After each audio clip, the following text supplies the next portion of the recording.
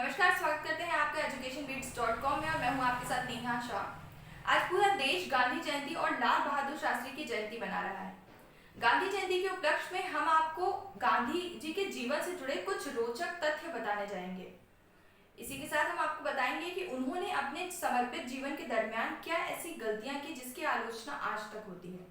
उससे पहले आपको बता दें कि गांधी जी का जन्म 2 अक्टूबर 1869 को पोरबंदर में हुआ था।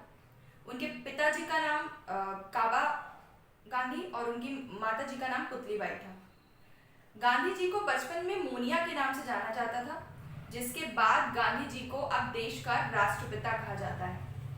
आपको बता दें कि गांधी जी ने अपना पूरा जीवन सिर्फ देश को समर्पित कर दिया।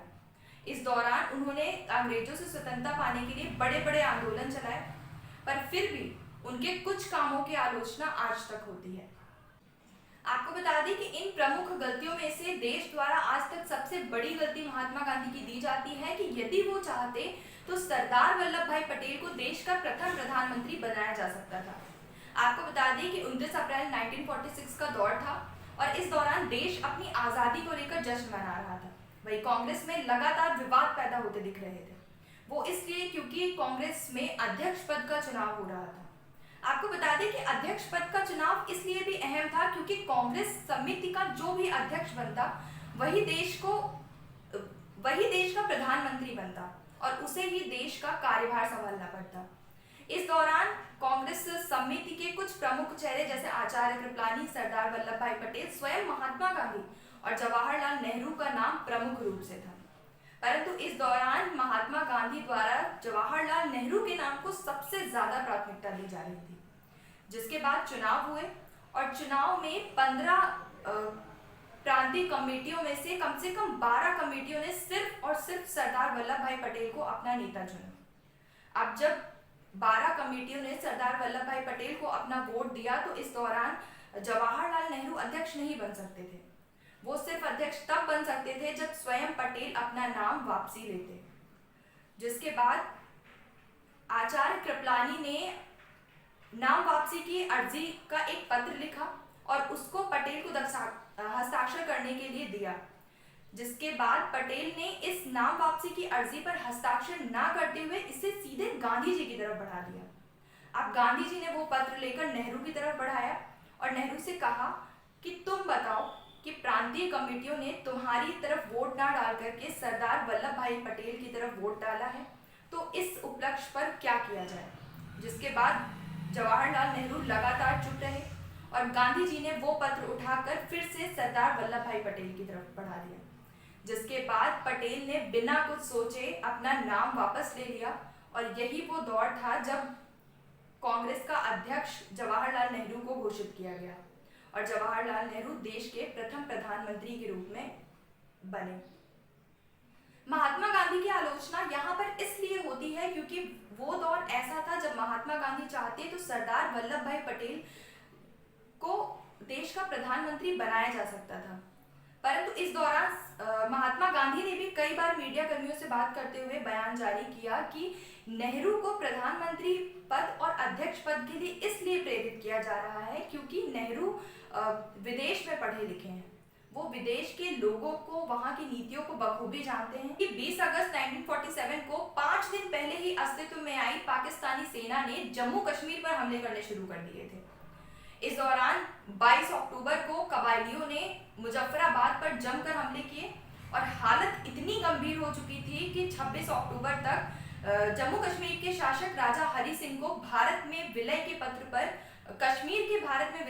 पर हस्ताक्षर करने पड़े। मामले की गंभीरता को देखते हुए तुरंत एयरलिफ्ट के जरिए भारतीय सेना को बुलाया गया और भारतीय सेना ने कबायलियों समेत पाकिस्तानी सेनाओं को जम्मू कश्मीर से जमकर खदेड़ा। जहां एक तरफ क्षेत्र को लेकर के लड़ाई हुई थी, वहीं दूसरी तरफ पैसों को लेकर के भी लड़ाई शुरू हो गई थी। पाकिस्तान और भारत के बंटवारे के दौरान भारत एक बड़ा देश निकलकर सामने आया। इस दौरान एक समझौता हुआ कि बड़ा देश होने के नाते भारत 75 करोड़ रुपए पाकिस्तान को देगा। आपको बता दें कि इस समझौते के तुरंत बाद भारत ने बिना कुछ हिचकिचाए 20 करोड़ रुपए की पहली किश्त पाकिस्तान को दे दी, जिसके बाद पाकिस्तान ने तुरंत भारत पर हमला किया। इस दौरान हालत इतनी गंभीर हो चुके थे कि सरकार से लेकर सेना तक सबको पता था कि यदि बची हुई किश्तें पाकिस्तान को दे दी गई तो पाकिस्तान लगातार भारत पर हमला करते रहेगा, जिसकी वजह से सरकार ने 55 करोड़ रुपए की बची हुई किश्त पाकिस्तान को नहीं दी। इस दौरान कई ऐसे बड़े नेता निकलकर सामने आए जिन्होंने पाकिस्तान को पैसे देने पर जोर किया। इस दौरान महात्मा गांधी भी प्रमुख थे।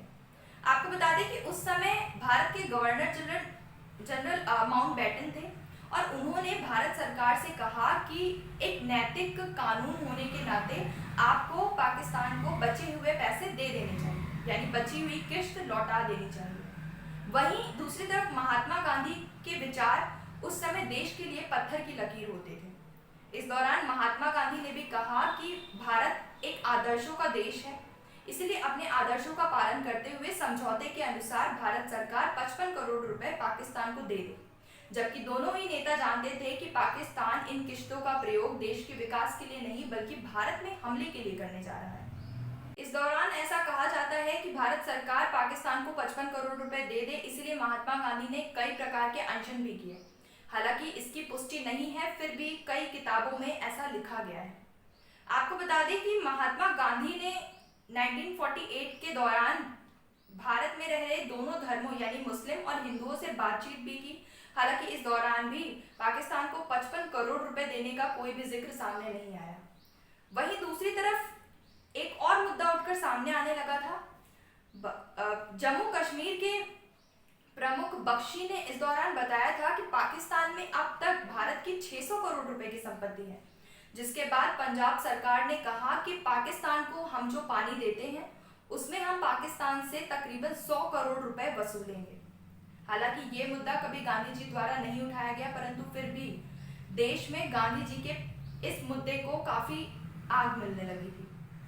ऐसे ही कई सारे मुद्दे हैं जिन पर आज तक गांधी जी को लेकर के विवाद होते आए हैं और कहा जाता है कि यदि उस समय गांधी जी ने ऐसा ना किया होता तो शायद आज देश की स्थिति ऐसी ना होती। इस दौरान प्रमुख रूप से सुभाष चंद्र बोस को भी अध्यक्ष बनाने और उन्हें हटाने को लेकर के मुद्दा बेहद फेमस होता आया है।